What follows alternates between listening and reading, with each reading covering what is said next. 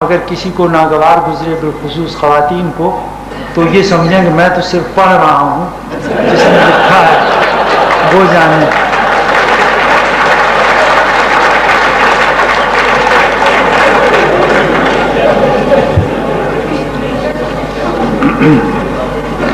سنا ہے عورت زندگی میں صرف ایک بار محبت کرتی ہے۔ اس کا مطلب غالباً یہ ہے کہ عورت ایک ہی مرد سے زندگی میں ایک دفعہ سے زیادہ محبت نہیں کرتی۔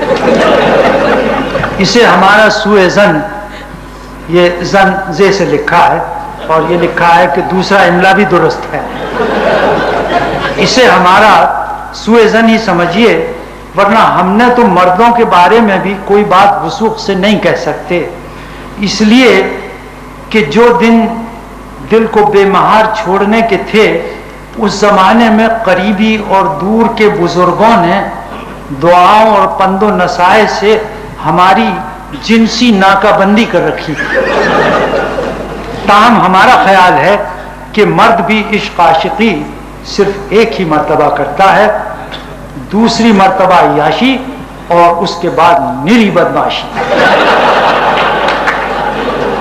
بقول پروفیسر قاضی عبدالقدوس ایم اے، انسان خطا و نسوان کا پتلا ہے، لیکن نحاس پاشا کنجو کے ہر معاشقے میں وارفتگی کا یہ عالم گویا پہلی اور آخری واردات قلبی ہے، اس کے بعد خودکشی کر لیں گے، اور اگر اس میں کامیاب نہ ہو پائے تو نکاح کر لیں گے۔ چنانچہ تمام عمر خودکشی اور نکاح کی سرحدوں پر اندھا بھینسا کھیلتے رہے۔ ایک دن ڈین مارنے لگے کہ یہ میرا تیسرا نکاح ہے۔ ہم نے عرض کیا کہ ہمیں تو ایک بیوی بھی زائد ضرورت معلوم ہوتی ہے، لیکن شرع میں چونکہ ایک سے کم یعنی بٹا یا ٹوٹے کی اجازت نہیں ہے۔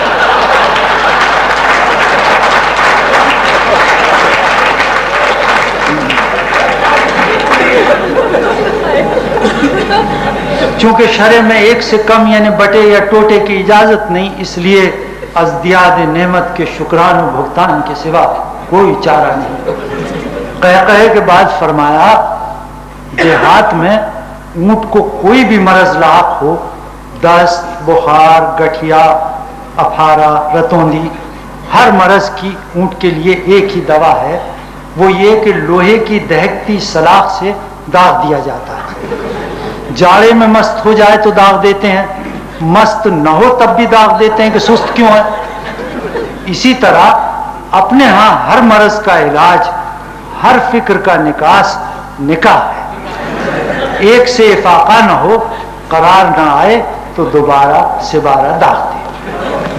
بس آپ کی فرمائش کی تعمیل ہو گئی۔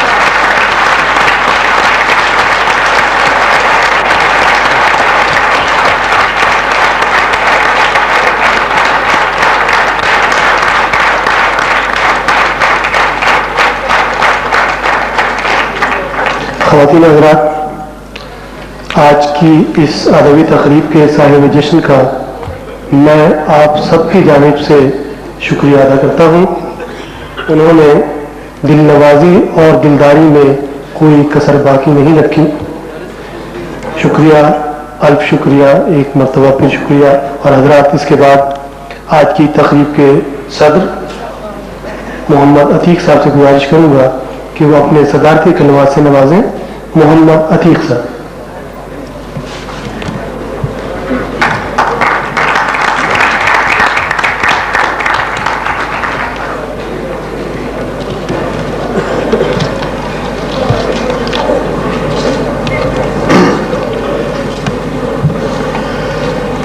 بسم اللہ الرحمن الرحیم۔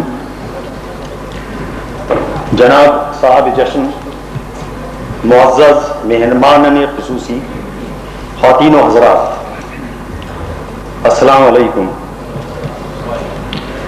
میرے لیے امر انتہائی پرمسرت و باعث افتخار ہے کہ مجھے اس عظیم الشان جشن کی صدارت کا اہل سمجھا گیا، جس کے لیے میں آپ تمام حضرات کا شکر گزار ہوں۔ جیسا کہ ساری اردو دنیا جانتی ہے کہ یوسفی صاحب طنز و مزاح کے حوالے سے ادب عالیہ کے اس بلند ترین منصب پر فائز ہیں کہ جہاں پر ان کی عظمتوں اور رفتوں کا کوئی شریک و ثانی نہیں، لہذا مجلس فروغ اردو ادب کو اس سے بڑی اور کیا توقیر مل سکتی ہے کہ آج اس کے زیر اہتمام عصر حاضر کے سب سے بڑے طنز و مزاح نگار کا جشن برپا ہو رہا ہے۔ ابھی جب آپ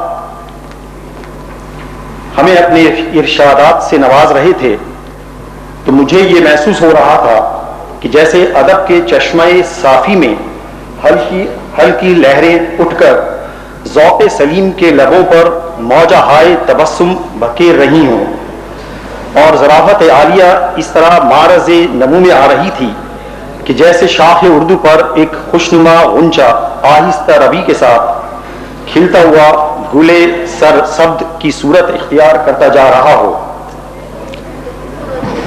آپ جب ہماری سماعتوں کی راہ سے ہوتے ہوئے دلوں میں گھر کر رہے تھے تو یوں لگ رہا تھا کہ جیسے کہہ رہے ہوں، اے اہل ادب آؤ یہ جاگیر سنبھالو، میں مملکت لوح و قلم بانٹ رہا ہوں۔ حاضرین اکرام، میرا یقین ہے کہ طنز و مزاح کا گہرا تعلق ہنسی کی جبلت سے ہے، اور ہنسی ہی ایک ایسی خاصیت ہے جو انسان کو حیوان سے جدا کرتی ہے۔ لیکن میں یہ بھی عرض کر دینا ضروری سمجھتا ہوں کہ کسی دور کے ذہنی معیار کا اندازہ یقیناً اس بات سے لگایا جا سکتا ہے کہ لوگ کن باتوں پر ہنستے ہیں اور ان کی ہنسی نوعیت کے اعتبار سے کیسی ہے، یعنی یہ کہ پلا کر میں حقیقت دیکھ لو ارباب محفل کی، پلا کر میں حقیقت دیکھ لو ارباب محفل کی، کہ میں انسان کے اخلاق کی تفسیر ہوتی ہے۔ اگرچہ دنیا کی دیگر ترقی یافتہ زبانوں کی طرح اردو زبان کا دامن بھی طنزیہ و مزاحیہ ادب سے خالی نہیں، لیکن میں سمجھتا ہوں کہ دیگر زبانوں کے مقابلے میں ہماری زبان کے طنزیہ و مزاحیہ ادب نے نسبتاً قلیل عرصے میں حیرت انگیز ترقی کی ہے، اور اس ترقی میں جناب مشتاق احمد یوسفی صاحب کا اتنا زبردست کردار ہے کہ آج اسکالروں سے لے کر عوام الناس تک یہ کہنے میں فخر محسوس کرتے ہیں کہ ہم اردو مزاح کے عہد یوسفی میں جی رہے ہیں، اور جناب یوسفی یقیناً بڑے فخر سے کہہ سکتے ہیں کہ عہد روشن کے سخنور نہ بھلائیں گے ہمیں، ہم نے عہد روشن کے سخنور نہ بھلائیں گے ہمیں، ہم نے وہ سحر جگائی ہیں تمہارے خاطر۔ معزز سامعین و اکرام، میں ایمانداری سے محسوس کر رہا ہوں کہ یوسفی صاحب کی فصاحت، بلاغت و ظرافت کا لطف آپ لوگوں نے نسبتاً زیادہ اٹھایا ہوگا۔ ان کی ظرافت میں وہ نکات دانش پوشیدہ تھے کہ وہ سمجھنے سمجھانے کی نہیں بلکہ محسوس کرنے کی بات ہے۔ اپنی محدود ادبی استعداد کی باعث میں تو صرف یہ سمجھ سکا ہوں کہ یوسفی صاحب کے خطاب کے اجزائے ترکیبی میں چاند کی گولائی، شاخ پیشہ کی پیچیدگی، فطرت کی سادگی، گلاب کی پتی کی نزاکت، پھول کی ملائمت، کومل غنچوں کی لطافت، سورج کی کرنوں کی شوخی، ہوا کی سبک خرامی، شہد کی میٹھی خوشبو، برف کی خنکی اور آگ کی حرارت اہم عناصر تھے۔ مختصر یہ کہ رنگ، خوشبو، صبا، چاند، تارے، کرن، پھول، شبنم، شفق، آب جو، چاندنی، تیری دلکش جوانی کی تکمیل میں حسن فطرت کی ہر چیز کام آ گئی۔ معزز خواتین و حضرات، میں یوسفی صاحب کو اس جشن کی بخلوص سے قلب مبارکباد دیتا ہوں۔ میرے لیے اور میری مجلس کے تمام اراکین کے لیے یہ قابل رشک حقیقت ہے کہ ہمیں ان کی میزبانی کا شرف حاصل ہوا۔ میں محترمہ ادریس یوسفی صاحبہ کا بھی تہہ دل سے ممنون ہوں کہ جن کے تعاون کی وجہ سے جشن یوسفی کا انعقاد ممکن ہوا۔ عزت مآب سفیر پاکستان، عزت مآب سفیر بنگلہ دیش جناب مقبول خلفان صاحب، فرسٹ سیکریٹری سفارت خانہ پاکستان کا خصوصی طور پر شکر گزار ہوں کہ انہوں نے جشن یوسفی کو رونق بخشی. میں یوسفی صاحب کی طوالت عمر کی خاص طور پر دعا کرتا ہوں. شکریہ.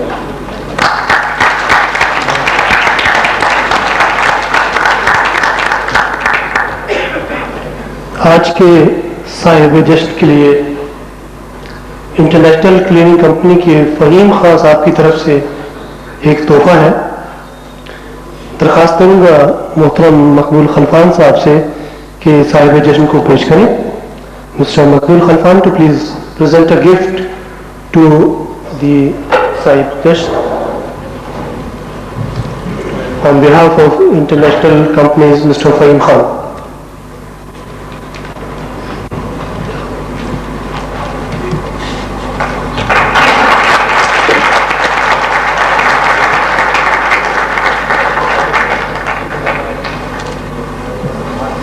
مجلس فروغ اردو ادب کی جانب سے گزشتہ مشاعرہ 94 کی کیسٹ اور اس پر شائع ہونے والا مجلہ.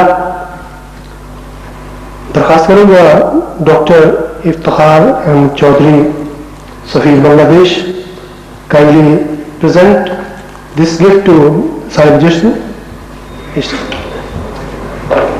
Excellency doctor Iftikhar Ahmed Chaudhry.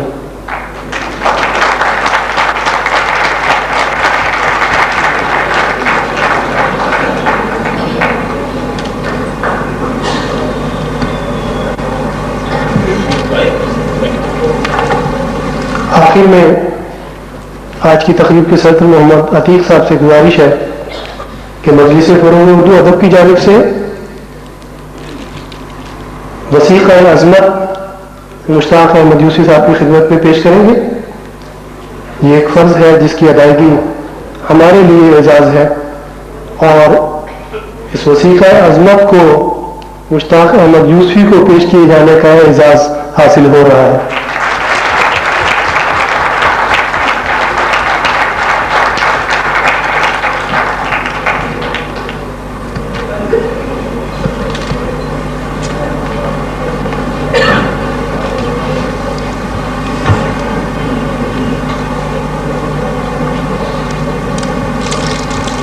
خواتین حضرات، جی تو چاہتا تھا کہ یہ رات اسی طرح چلتی رہے، یوسفی صاحب اپنے خیالات سے آپ کو نوازتے رہیں. کچھ یہ بھی خواہش رہی کہ دیگر مہمانان خصوصی آپ سے خطاب کرتے، لیکن ایک تو وقت کی کمی اور دوسرے یہ خدشہ کہ صاحب جشن کے ارشادات کے بعد کہیں اینٹی کلائمیکس کا ہم لوگ شکار نہ ہو جائیں، اس لیے ہم نے مہمانان کو یہ زحمت نہیں دی. بہرحال ہم ان کی آمد اور مستقل موجودگی کے لیے مجلس فروغ اردو ادب کے جملہ اراکین کی جانب سے شکر گزار ہیں. خواتین حضرات، آپ سب کا بہت شکریہ. لیکن ایک بات یاد رہے کہ ایجنڈے کا آخری آئٹم ابھی باقی ہے، کچھ ماحضر آپ حضرات کے لیے ہم لوگوں نے پیش کیا ہے. براہ کرم اس سے بھی لطف اندوز ہو. آپ کا بہت شکریہ.